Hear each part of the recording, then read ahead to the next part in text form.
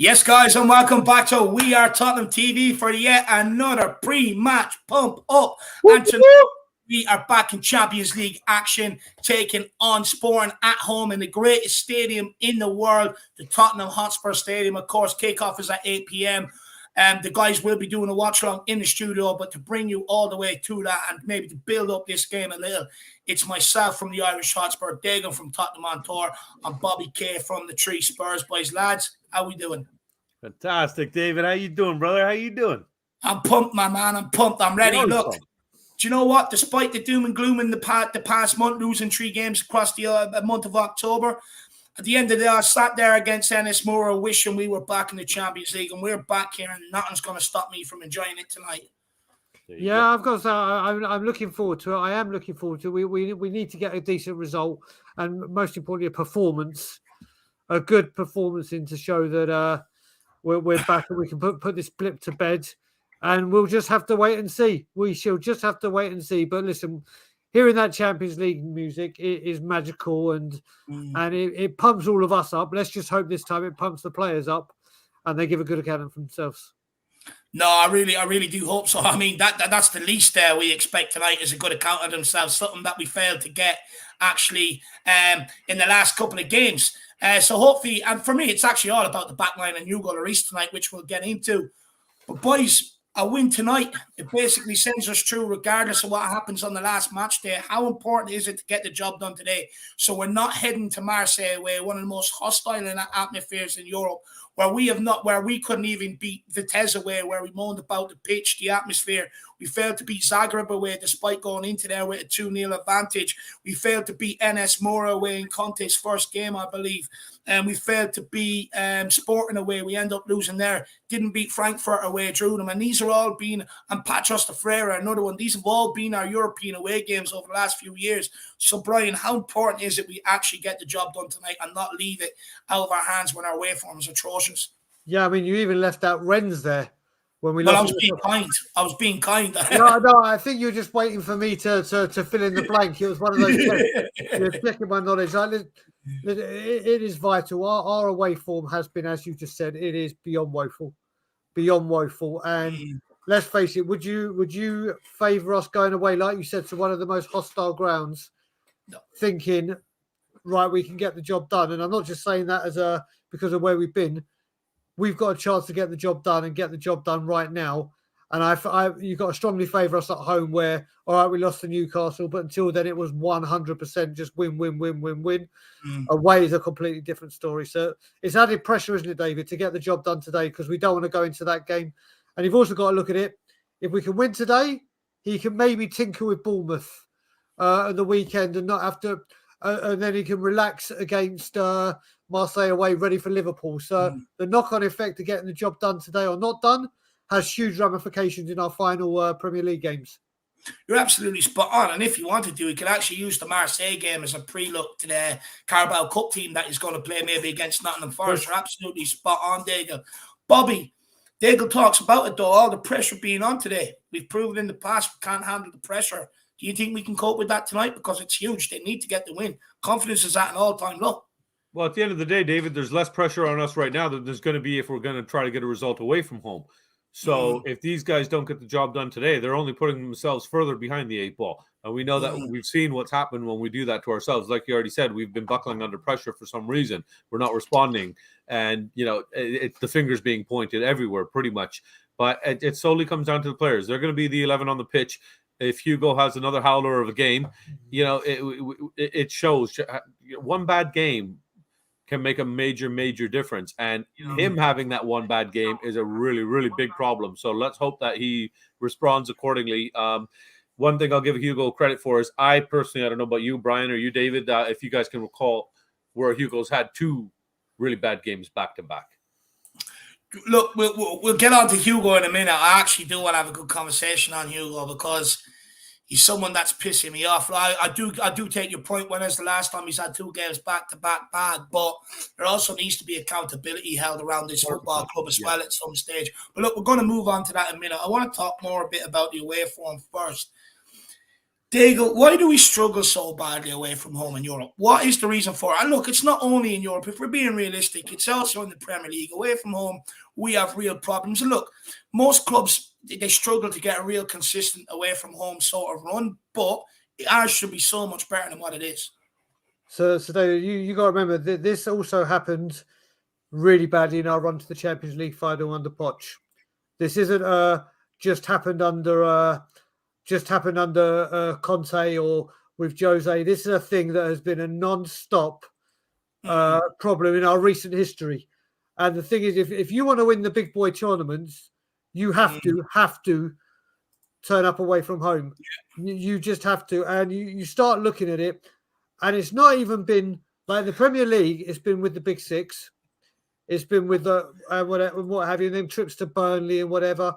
But in Europe, it's just been horrific. And what I would say is, and Brian, they're not even good European teams either. They're the lowest ranked teams you can get. That's what I was about to say, Dave. When you look at it, the Conference League, with no disrespect to it, we should have walked that. We should have absolutely walked it. And I think, again, this comes where we come to player mentality. They're like, oh, we're too big for the Conference League. We're Tottenham Hotspur. We can just turn up and we're Tottenham Hotspur. We play and just get the job done.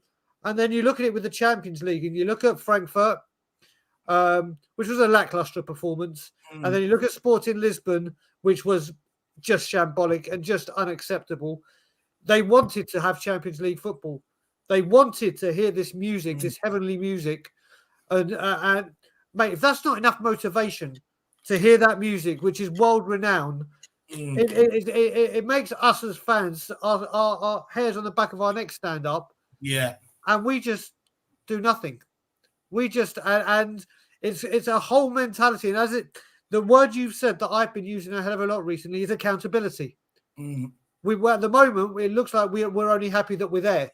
Not now that you're there, try and do what you can in there. It's just make sure you keep getting there so money keeps coming in. Yeah. And then we're happy with that. There has to be accountability for these actions. And unfortunately, this is a big problem we've had. No, 100%. It's a huge problem.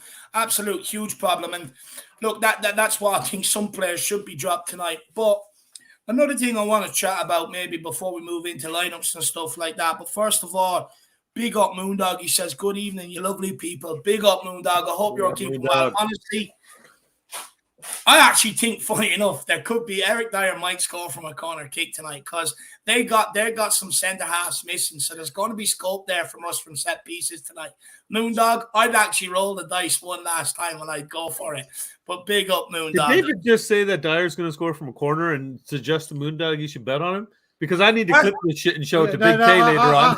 Bobby, you need to do your homework. You need to do your homework. Sebastian Coates is out. St. Just is out. They've got some key defenders out tonight. David, but I've got to try and I'm trying to break this down. You said Eric Dyer score from a corner. Do you mean he's going to take the corner and score direct from it? No, of course not. Perisic should take the corner. He's good at set pieces. Perisic will take the corner and then Dyer will get one in. But look, he'll have that tonight about him because he came from Sporting, so he will want to score against his old club. And Moondog says, Dave, please don't start about Dyer. Big up, Moondog. I'm really winding you up, brother. Big yourself up, my man. But look, guys, we've obviously lost 3 games over October.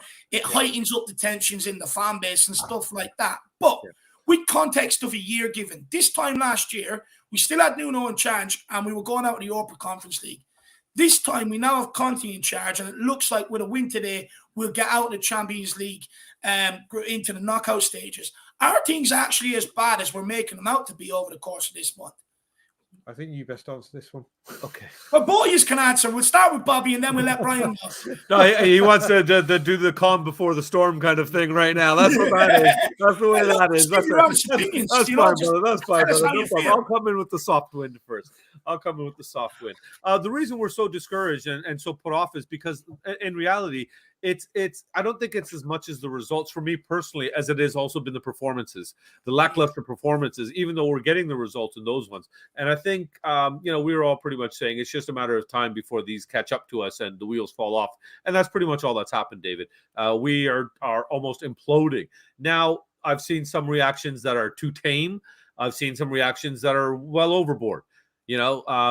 Am I going to sit here and jump on the Conte bandwagon? Hell no, because we can't just keep flip-flopping on managers here. We need to start, addressing problems in different areas. And like Brian already said, accountability. And I heard the big sigh there, so I know what he's going to jump into as soon as I stop talking. So what I'm doing is just going to ramble on for a half a second I'd more, rather let him not talk about really this. build up and get to the point he wants. But David, like I said, in regards to the exact question, it's the performances as well. That's what bothers me. It's the results.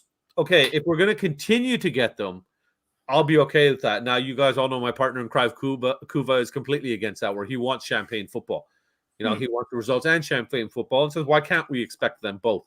I think we're still in a walk before we can start running phase right now. So we're getting out of the crawling phase. We've got Conte pulling everything up, and we've got to stay behind our boys. We really don't have a choice right now, everybody. We just don't.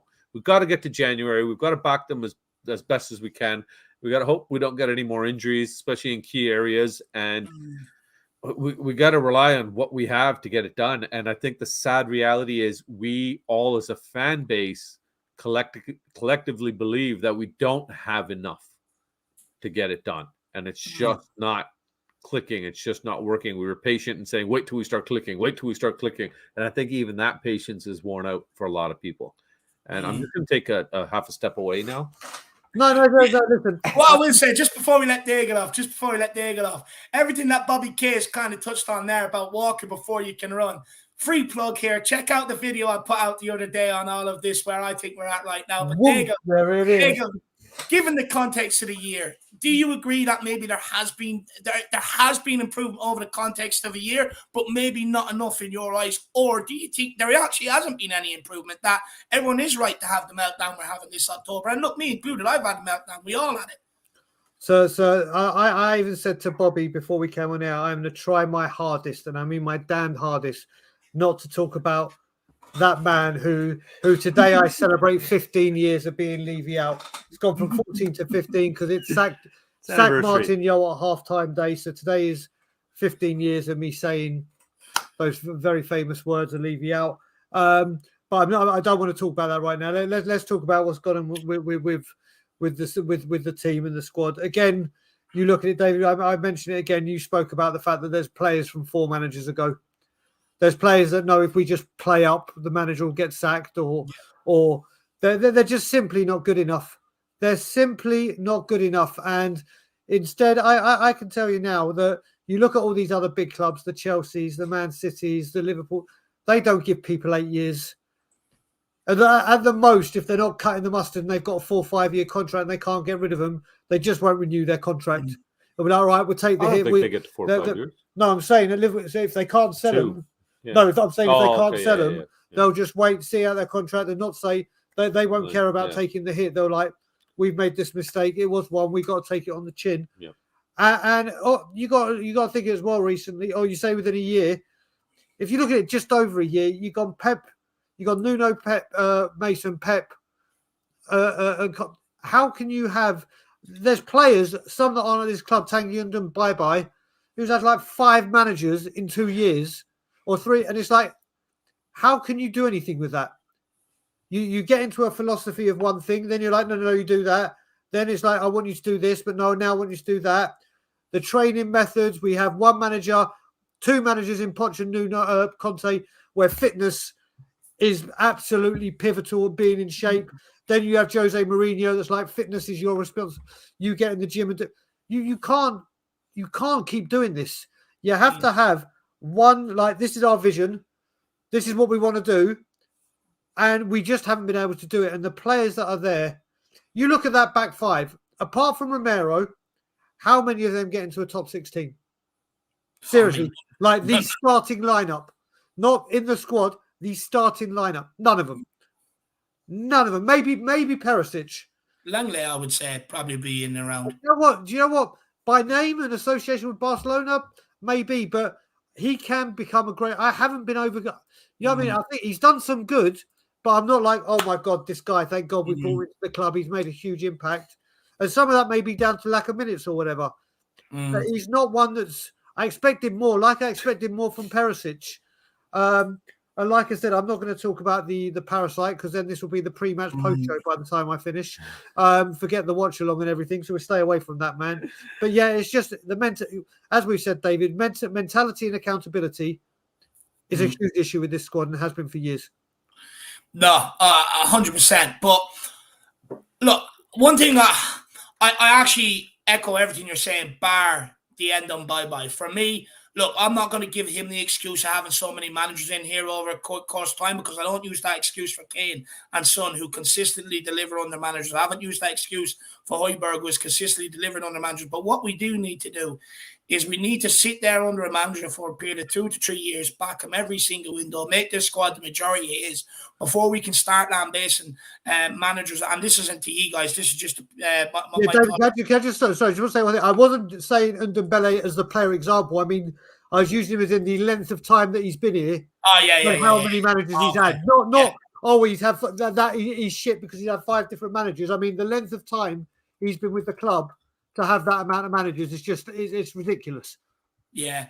No, that is fair. And look, 100%. This is what I'm saying. We need to look whether it's we all unanimously get behind a guy who we believe in, or else we'll end up like United or Arsenal, where ultimately you're going to be stuck with a guy and you have no say on it, and you're going to have to sit there. So at some stage, we're going to have to show a bit of patience, and hopefully the board will as well, and back a manager over a course of a number of windows so he can make the squad his. Which would be ideal. But look, a number of good things. Sorry, David, if I can, just quickly on that, though, but that's the key. The words you used are key.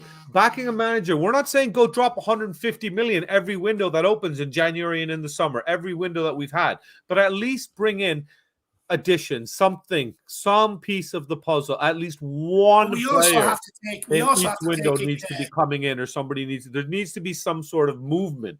And that's gone stale for us, and that's. But we say that though. We say that, but we've backed Conte with 9 players in the window. Now, it comes into has Conte been backed enough? That's a different argument altogether. But what I will say is, us as fans also have to maybe somewhere along the line draw a line in the sand and say, okay, Steve Hitchin got the recruitment so wrong that we had like Ndombele and Lascelles who walk around taking the piss out of the club. You had the French mafia, the Welsh mafia, cricket fucking games coming out of the dressing room when you're losing, this, that, and the other. And the recruitment was so bad that there was so much repair to be done. And in order to repair that, you've got to get rid of the idiots and build some sort of foundation with solid pros who are actually just doing the right thing, and then build from there. But look, we're going to move on from there anyway. We're going to move on. But a couple of good things tonight is the THFC flags initiative tonight with the big tifo in the South Stand, where 17,500 people who sit there, they'll all have cars to hold up, and it will be a big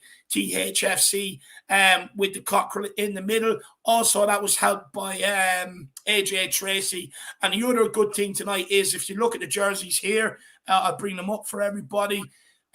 You'll see the food bank logo on the back underneath the numbers. That is to raise awareness and hopefully some donations for the food bank. And basically, the food bank are delivering out parcels to homeless people all over the country. I have the actual stats here, how often they do it.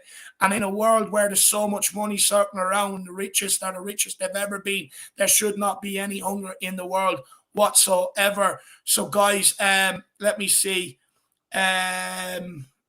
There's basically every 13 seconds a food parcel is handed out in the UK. And look, that's not good enough. And it's in the UK, it's in Ireland, it's in Canada, America, it's all right across the world. So, you know, if you do want to maybe help out with that, check out the Tottenham Hotspur website and you can send in a donation for that, or even check out the food bank themselves. And if you can, maybe help them out. I think it's a really good cause on that one, to be honest with you, because there should be nobody in the world that is starving. But look, we're going to move on to lineups. The lineups they will be out on the official Tottenham page in a couple of minutes. I'll bring them up. Anyone else that has seen them, I haven't, so you can wait until somebody said, them. There's somebody who said, it doesn't matter. They can wait until they come out on the official Spurs website. The official they can wait until they come out on the official Spurs website. But look, let's talk about maybe the star lineup. What do you want to see? And we'll start with you, Bobby, and then we'll go on to Brian. I honestly, I'd like to see Spence come in. I would, because I just don't see how he can do worse than what we've already got there as the options. Perisic, for me, defensively, has been doing very, very poor. I think Cess has been better, more reliable defensively. I'd like to see Perisic pushed up then. Use him as one of the front three. We all know he's been relatively ineffective on the right side, though. Right wing back was not not for him at all. Left side, he looked a little bit better. So I'd like to see him up on the left. Let's throw Sonny on the right because Sonny can play both sides. He's phenomenal at that. So just the Spence coming in at the back for me and Perisic going up to the front three for me would be one switch I'd really like to see come on in. What would you? Well, first of all, I'm still going to stick by it. We spoke about this before, David, when I said I want to see Fraser Foster in, or Forster, sorry. And then I said straight away, and then I was like, when we spoke again, I said, oh no, maybe not for the Champions League, but just looking over things, it's just, I wouldn't mind. Put it this way: if Fraser Foster's in there, I won't be upset. I won't. I don't think he will be, but I won't be. I think a huge part of it is Romero going to be there. We heard he didn't train, then we heard he is fit, so we're going to have to wait to see that. I think him being in is vital. And I'm not even speaking about players I want to see. I don't know, and I've been a big advocate for 3-5-2. I don't know. Start KPV. I don't know if I want to see us go back to the 3-4-3 and maybe try a Perisic somewhere in the front three, or even, and I can't believe I'm saying it's maybe even a Brian Hill. You know, the one thing I will say, Brian Hill, I'm not a fan of his. He may become a player, but at least you know there's going to be some creativity. Yeah. At least you know there's going to be the unexpected.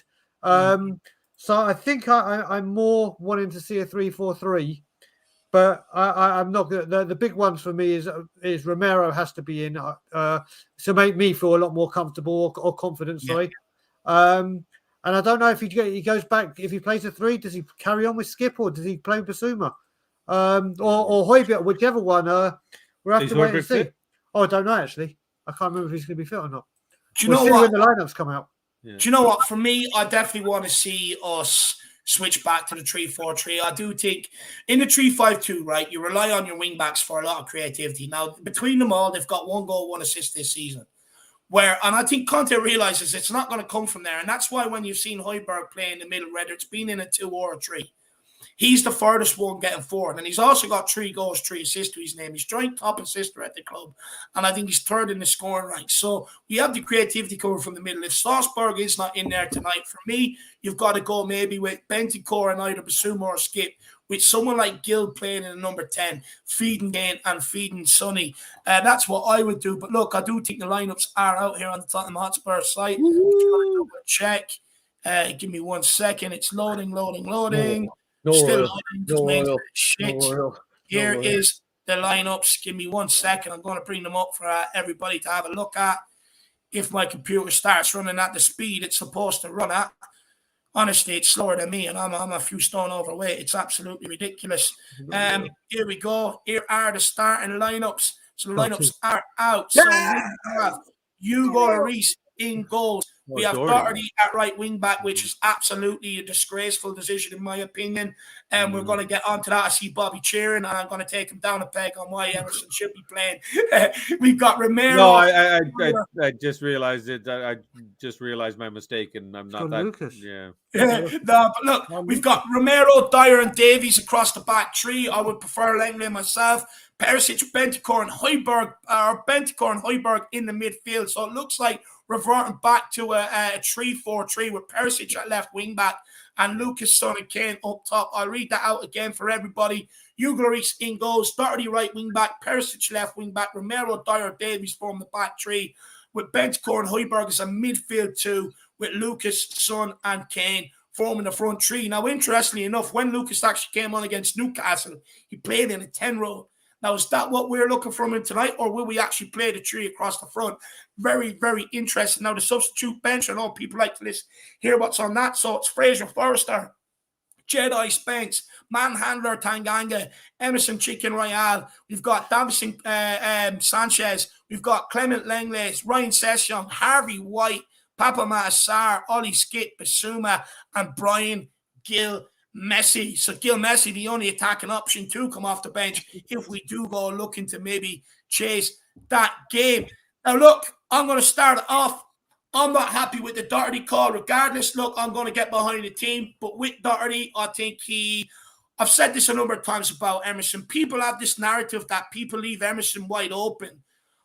But I disagree. I watched Doherty for some time. I watched Matt Aviva for Ireland. He would put himself in positions where he looked smart. Whereas Emerson actually frees himself up, in my opinion. Although Emerson actually done more the other day against Newcastle than what Doherty done in his 3 games that he had when Emerson was suspended. And plus, with Emerson, I would actually rather persist with someone that at least tries to do the right thing rather than someone that passes the responsibility in every single time, which is Matt Doherty. And look, people could sit there and tell me, Dave, you're wrong.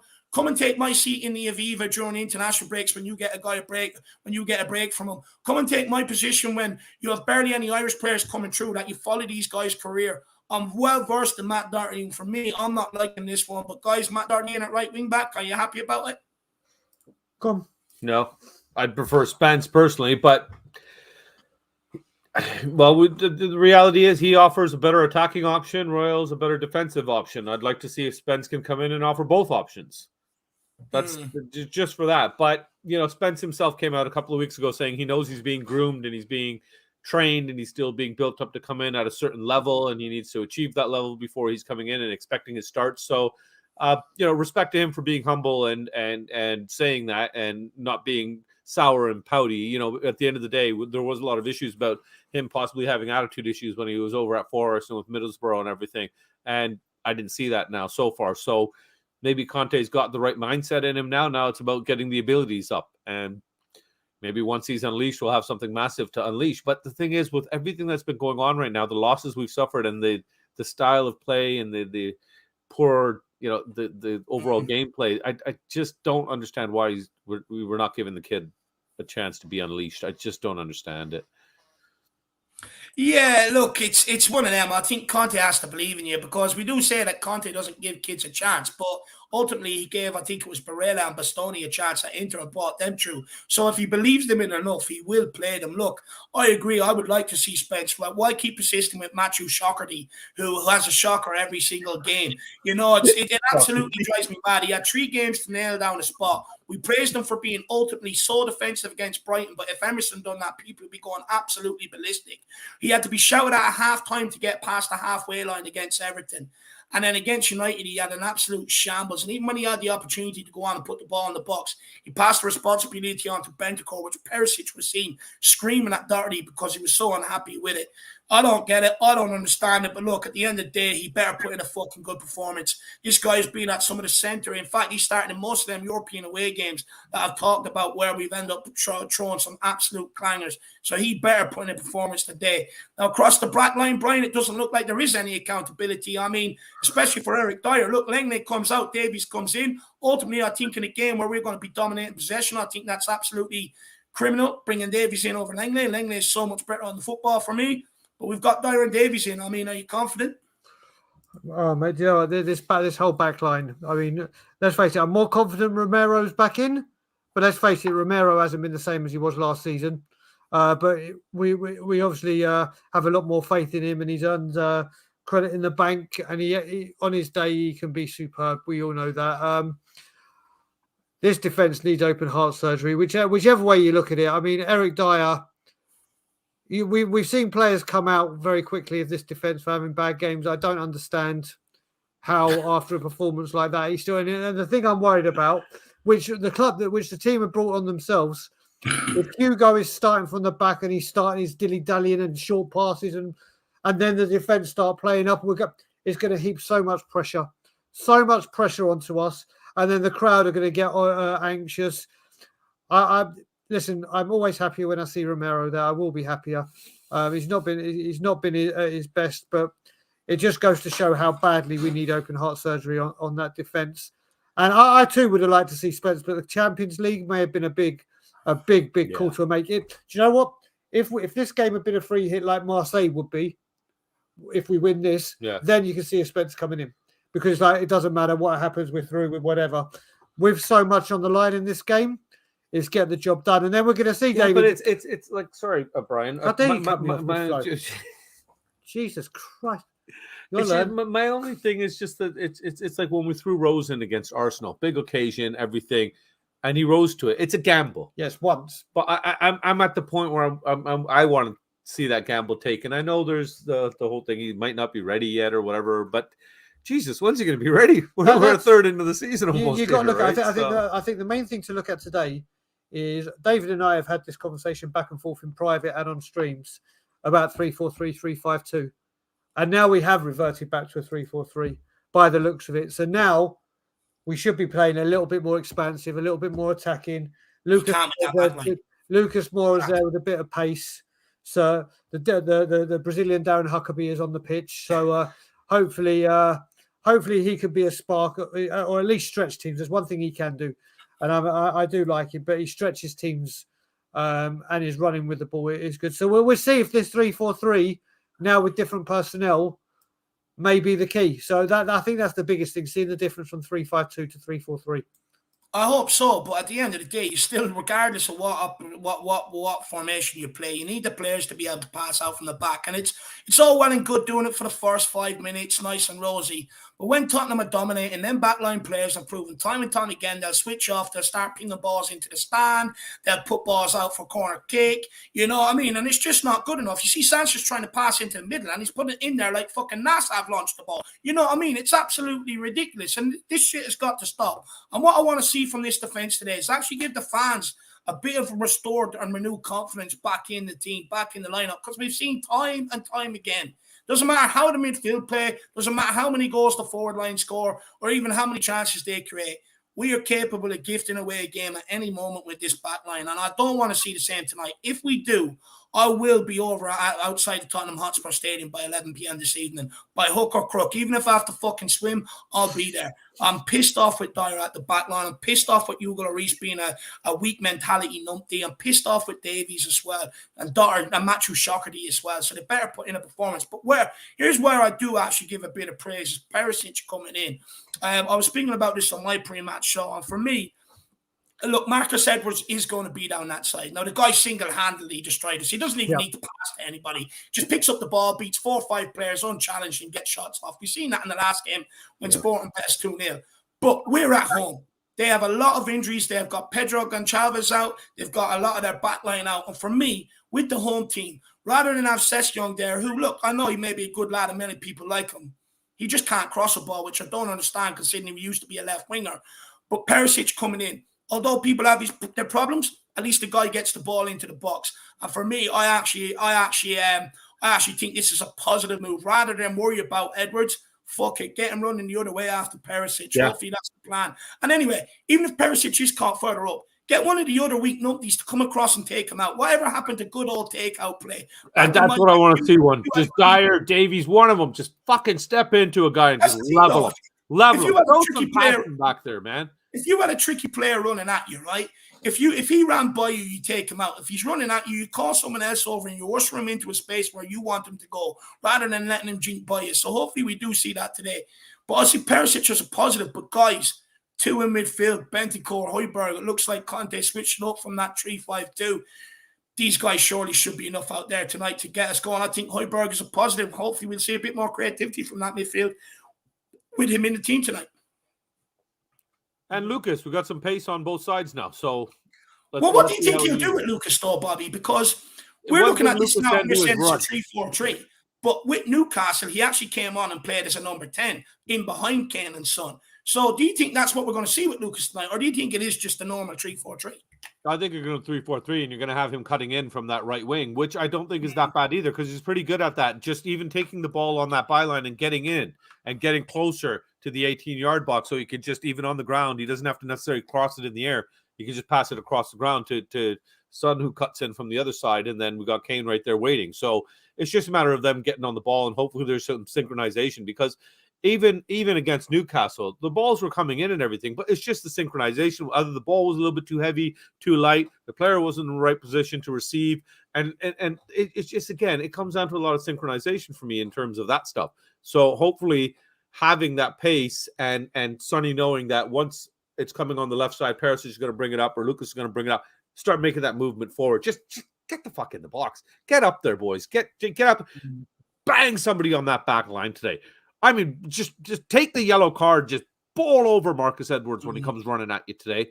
Show these guys that you're not going to just walk through us today. We're going to bully back out, and then just press them. Like you said, run at them. Make them run backwards. Make their forwards, make their wingers, make all their attacking players go back and have to work defensively. And just keep them on there. Keep pressing them. Stop this bullshit. We're going to play counterattack football. We're being burned for it. So here's the thing, really though, hope they're going to push forward more. Here's the thing. I know a lot of people don't like the counterattack in football and want us to go gung-ho. It works if it works right. But do we have the players? I mean, we all sit here in the same regard and also moan about the back line. And in order to play gung-ho football, first of all, you've got to learn to keep possession, which we don't do. You don't know if it's 50-50 whether it's going to progress from the back line into midfield. But also, your defenders are going to be a lot more exposed, so they have to be able to defend one-on-one, which we've proven also we can't do. So, although we want our team to go and play the Tottenham way and use the Tottenham DNA, do we actually have? It's another thing having the players to do it, no? Correct. Listen, I've said it before. If playing boring football equals trophies, sign me up for boredom. Give me matchsticks to keep my eyes open. Yep. Give me. I've had enough of seeing the wonderful football with no reward. I want the rewards, and this is the thing. We're going to have to find out if we play counter-attacking football. Then what we need to do is when we do a counter-attack, we need to be clinical. We need to be ruthless. And we need to take the chances. All right, it's only Sporting Lisbon tonight, which you can say, let's face it, in the grand scheme of clubs in this competition, they're not the upper. They're not in the upper categories. They're not at the big boy table, but they're in this tournament, and rightfully so. And these teams are there on merit. You play in the Champions League, you make a mistake, you get punished. You get punished. And that's what you got to remember. Like on international football, you make a mistake, the levels are so high, the players are such an elite level that this is why it is the toughest tournament to get into and the toughest tournament to stay into. So if we get chances like we did against Frankfurt away and like we've done in other games, like even at Lisbon when we had chances, we have to take them. We have to take them if this is the style of football we're going to play with. And then that's what it is. That's what it is. We have to be very, very, what's it called? We've got to be on our toes and alert when we haven't got the ball. And we have got to be ruthless and quick out the blocks when we do have the ball. And it's getting that right balance. And if we do, then we'll be laughing. Look, I hope so. I really do hope so. But look, we've got a couple of super chats here. We'll have a conversation on them. We've got Moondog. Back again. He says, I hope they play better tonight as I'm running out of stuff to kick. I mean, I'm the same. I'll be honest. During my watch along the other day, I was quite embarrassed. I forgot to turn off my camera and my microphone, and I was ranting and raving. I ended up kicking my wash basket around the place. I was that pissed off with what I was seeing. But Moondog, I mean, look. We've got to respond to that. I do think the home crowd will have a part to play. I think hopefully the TIFO will get everybody up for it. It'll create a sort of everyone feel like they're part of something magical tonight. The crowd will be up for it, and hopefully that will transcend onto the players. And we'll wait and see, Moondog. Kickoff is in 45 minutes' time, so we'll wait and see. But look, we'll know within the first 20 minutes what Tottenham are going to see, whether it's crisp passing and we're opening them up going forward, or whether it's balls into the stand and missed controls and pass backs going out for corners. We'll know exactly within the first 15, 20 minutes, my man. Kerry and McDonald, good to see you, brother. I hope I'm treating you well, my man. I really do. Long time no speak. He says, Davies and Perisic on the left worries me. Both like to get very far forward and struggle against forwards with pace. Could see Sporting exploiting the spacing behind them. Now, I think you've got a very good point here, Kieran, and this is something I noticed. With Davies, he does like to make them runs with Perisic so high up, also with Son there. And for me, when he makes them runs, he's running into spaces where maybe perhaps Son could run into. And so what's the point of Davies being there when the guy can bear it's 50-50 whether he's going to get it under control or not? Just leave that space for Son to run into. And the reason why Lenglet doesn't have to do it is because he can just pass it. He has that passing ability. He doesn't need to run forward to get involved. But I agree with you, especially with Marcus Edwards running down this side, Brian. Does it concern you? Because we know Perisic and Davies bomb forward, and he's right. Marcus Edwards, bit of pace, probably be playing on this side tonight like he did against us last time out. Could he catch us? Could we be caught cold here tonight? Is Kerry right to be worried about Davies and Perisic? Well, first of all, with Marcus Edwards, what motivation he's got tonight. We saw him put in a wonderful performance. Now he's coming back to the place where it all began, the team he supports. He didn't get onto the pitch at White Hart Lane. He hasn't played on the new stadium. And it's like, right, okay. And I solely believe that Marcus Edwards will be in the Premier League within the next couple of years, whether it be back with us or with another team, whoever that may be. He's a great player. And if he's allowed to do what he did at Sporting, then we may have a problem. But what I did admire about Sporting, what they did in the first leg, was they played with that false nine, and we didn't know who was going to be where. They kept interchanging and changing where they were on that pitch, and we were struggling to find that. And you know what good teams do is they find your weakness and they start trying to expose it. And where Kieran's just said, it could be a weakness. You never know. It could be Doherty and not a fit Romero. We don't know how fit he is or whatever. So he is a threat that we can't take lightly. He's the danger man, isn't he? He's the one that we've got to keep our eye on. And that's the thing. We just got to hope that his trickery and his low centre of gravity, as they say, with players like of his build and stature, hope that the occasion may get to him rather than like him rise to it. And for me, he's got to be monitored like a hawk. He has to. Whoever's on him, he has to be monitored like a hawk. He's also got to be cut down early. You can't be letting him build up a head of steam. Yes, there's that as well.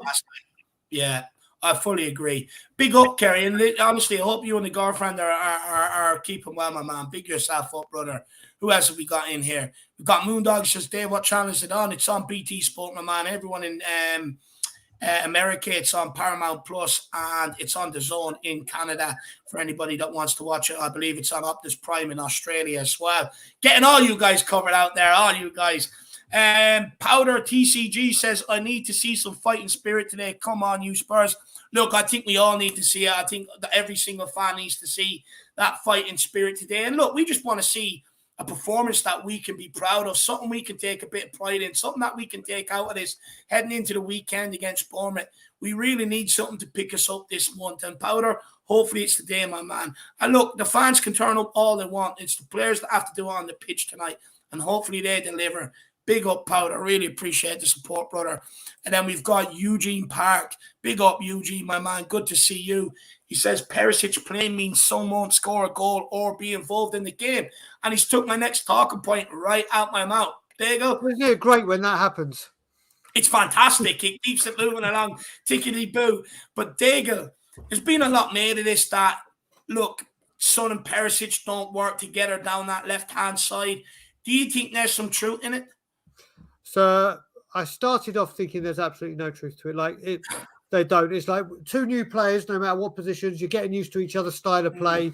Yes, he may go where you want to go, but world-class players get to know how other people play and they get their styles of play, and it takes a while to click. I'm still on that kind of wavelength. But what I'm starting to think now, a few weeks ago, on one of Bobby Cage, Bob Spur put a message in and said, truthfully, do you think Perisic has been underwhelming? And at that point, I said, no, I think he's been fantastic. But since the Arsenal game, I've not really seen anything. Yes, he's got the occasional crossing. There's no doubt of that. But that's it. His defensive duties, his shooting, and he came with a big pedigree and big expectations. So I think a lot more of this has got to do with Perisic underperforming. I think, and the other thing you got to remember, and someone said it, and I cannot remember if it was in We Are Tottenham TV in a chat or when I was on your show and it was a chat, but they were bang on the money. What we have to remember, wherever Perisic has played, and I don't mean position-wise, I mean team-wise, he's been in a team where they have dominated. They've been pressing, they have most of the ball, and he's come here where we're doing the opposite. So where he's used to being on the front foot and creating and going forward, and being in possession most of the time, he's now like, oh no, I'm sitting back and then going forward. So that I think, whoever said that comment, and if you're in the chat now, brilliant comment. And I hadn't thought of that, but I think a lot of this has to do with Perisic not performing to the standards we thought he would. And Bobby, where are you at with it? Is it an excuse for some? Because look, I think Sonny's world class. I think it doesn't really matter who's running down the left-hand side. I think Alessandra said it. Big up, Alessandra. Big up, Alessandra. Big up, my man. Where are you at with the Perisic Sonny thing, my man? Like Eugene says here, he's saying Perisic blames me. Some won't score a goal or be involved in the game. I'm gonna kind of steal from Brian here and almost agree in that it's a lot of it has to do with Perisic not being informed.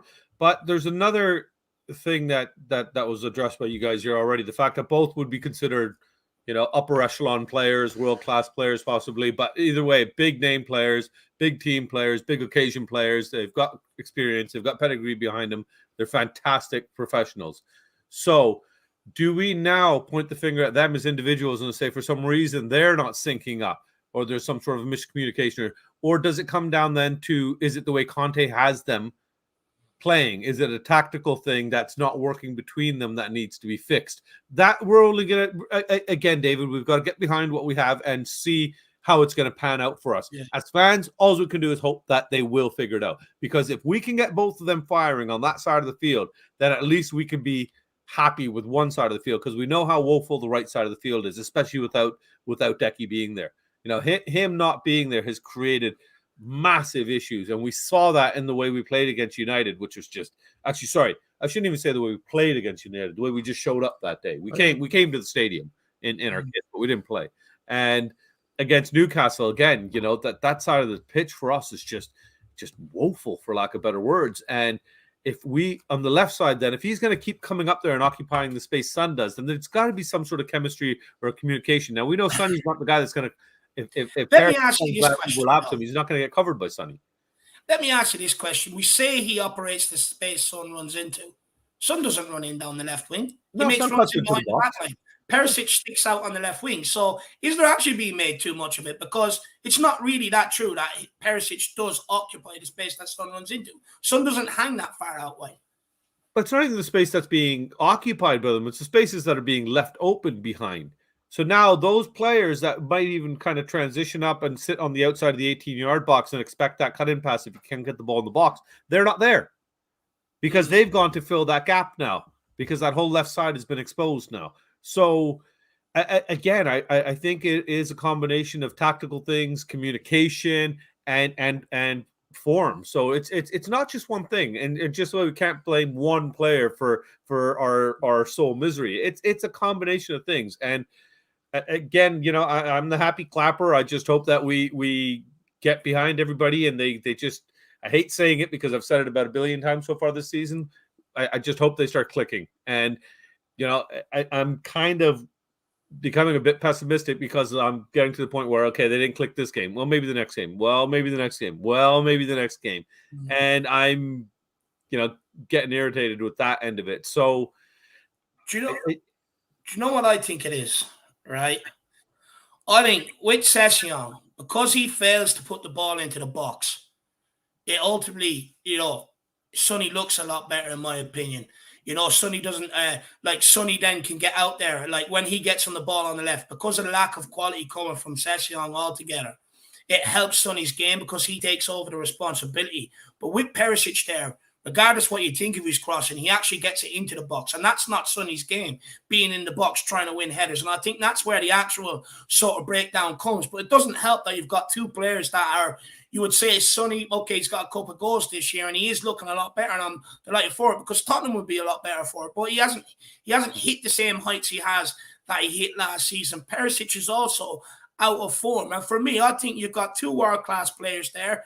And I think they will pick it up. I think they will hit form and they will pick it up. But I think the biggest difference is Sessegnon fails to cross the ball. So Sonny is always out there helping him and taking the ball off him and taking a bit more responsibility. Whereas with Perisic, he doesn't need to do that. He just has to get in the box. And I think that's where maybe the breakdown comes from. I'm not sure. What do you think on that? Listen, like you said, they are both. They're not just internationals for their countries. They are established, top draw, elite players for their countries. And like Bobby said, when we keep saying about every game, soon will click. These players will get it. And again, this has been spoken about a lot this week, and a lot the building up to it. We're around the corner from the World Cup. We are around the corner from the World Cup, where people were just the amount of games that they are having to play is mind-blowing. This is it's like when we have that 3-week period at Christmas, but it's 3 months. and it is physically draining. What I don't like to see, though, is it's physically draining for every team. It's not just Tottenham. But when you see the other teams we've been playing recently, they look so much sharper, so much fitter, so much fresher. And that's after we've had this pre-season where we started saying, look how lean they look how stacked Harry Kane looks, look how ripped Eric Dyer looks. But now they're where other people aren't. So I think a lot of it's got to do with fatigue. Listen, we're playing the amount of games like this. It really is grueling. It really is just non-stop. And we thought we would. I said as well. I thought we would have seen more rotation than we'd seen throughout these games in both the league and the Champions League.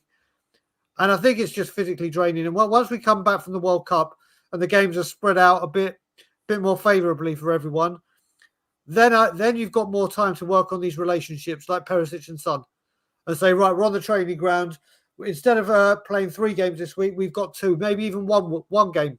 So I can spend this week or spend this time working on this without having to focus so much on everything else. So I think we're going to see a big change after the World Cup in that partnership. I really do. No, 100%. 100%. But look, we'll just get to the time we start plugging channels. First of all, just want to take this. Dr. Meat Dick. Very nice name. He says, Irish guy's probably pissed. Well, let me know why you think I'm pissed, my man. Don't put a comment in there and not respond when I ask you why you think I'm pissed. If you're going to make a statement, back it up with an answer for me. But Daigle, we'll start with Bobby K, the guest here today. Bobby, where can people find you? Well, maybe he thinks you're pissed because you're happy. Maybe he thinks you've had a can or two, Dave. Yeah, come on, Tottenham. It's celebrating, buddy. We're over at the 3 Spurs Boys, the number 3 Spurs Boys, all one word, over on YouTube, and at the 3 Spurs Boys on Twitter. So appreciate you. Come on over, give us a sub and a like, and big love to everybody in the chat today. Hope we can get a result, and all of us can enjoy the rest of the day. It's a miserable, rainy day over here, so let's hope the Spurs can bring us some sunshine, baby. Love it. And what's your score prediction, Bobby? I'm going to be positive here, and I'm going to think that we can get this one done, and I'm hoping that our backline and Hugo show up, and they actually come together this time. So I'm going to go 2-0. I think we can hold them off, and hopefully with Perisic and Lucas getting up there and supporting Kane and Sonny, we'll get some results today. So I'm going to stay positive, boys. Let's get it done. Love that. Diego, what's Tottenham on tour? Obviously, everybody absolutely knows. Anything coming up, and what's your score prediction, my man? Yeah. I mean, well, first of all, let me just say you brought up the one that is saying things about you. I just want to say thank you to Michael Green, who comes onto all these shows and tries to bait me and troll me and talk nonsense. So when I actually thought he was one of your guys. I thought he was taking the piss. No. So every Levy out that I do is dedicated to you, my friend. So I'll do that at the end. But I will say, you can find us at, I was about to say the 3 Spurs Boys. Yeah, you can come over to our channel anytime you want, buddy. You can find us at Tottenham on tour. So that's where we're going to be. I'm coming back to London, as people know, in November, and that's when we will be getting a lot more. We will be going online. We will be going back to bloody hell. We will be going back to normal, streaming regularly, putting out good content for you. Me, Brian Ireland, Danny Kiriakou, Ben Kaufman, and Ryan Isaacs-Kennard. We have a lot planned, so you can find us at Tottenham on tour. But everyone love and subscribe to all the channels that we always support and go on. I am doing what I said against Newcastle. I got burnt with it. I'm trying not to get burnt again. My heart is saying 2-1 Tottenham. My head is saying 1-1. Let's hope it's the heart. I'm going to try and go with my heart today. And let's see what happens. Let's just try and get this job done so we don't have to go to Marseille needing a win. God. That's the thing. 100%. Mark Smith, again, it's dangerous putting out false accusations. I don't actually drink. No, this is a guy that has come out before, constantly blocks myself and Jack, comes out every weekend when Tottenham lose, has a pop at us, and then goes hiding again and blocks us again. He's got to stop coming out with false shit like this, saying I'm drunk. I don't even drink. Stop being an absolute clown. You're annoying me now. Really are pissing me off. Come on, bros. It's bad form. It's absolutely, and you know what it is? It's because I don't do Enoch out like the rest of the people, and that shit has to stop. But guys, you can find me over at the Irish Hotspur. I think for myself. I have my own thoughts. Get over there and check me out. But look, we're going to wrap it up here, and I'll see you all guys back here for the next one. Enjoy the game, Come on, David. Come on, you you Spurs. And as always, Levy out. Come on, you Spurs.